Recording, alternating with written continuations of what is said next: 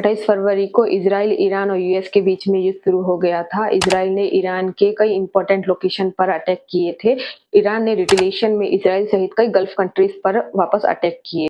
लेकिन ईरान की ये मिसाइल अटैक टारगेट को हिट नहीं कर पाई क्योंकि गल्फ कंट्रीज में एयर डिफेंस सिस्टम को इंस्टॉल कर रखा था।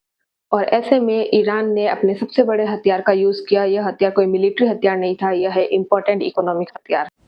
यानी ईरान ने स्ट्रेट ऑफ हॉर्मुज को ब्लॉकेज करना शुरू कर दिया और ईरान की आर्मी ने कहा भी कि यहाँ से आने वाले सारे ऑयल शिप टैंकर पर भी अटैक किया जाएगा।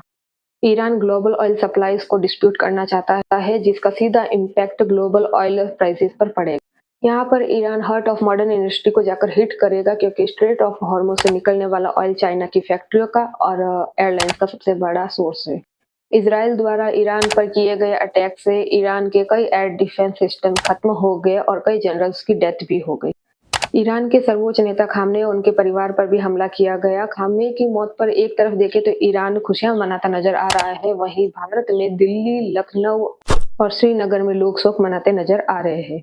इजराइल को अपनी शक्ति और अस्तित्व का दबे होने का डर था, इसलिए इजराइल ने ईरान पर अटैक किया। इजराइल का मानना था कि ईरान परमाणु हथियार बना रहा है। ईरान सीधा कभी इजराइल से युद्ध नहीं करता है, वह लेबनान के संगठन हिजबुल्लाह का समर्थन करता है, वहीं गाजा में हमास को समर्थन करता है।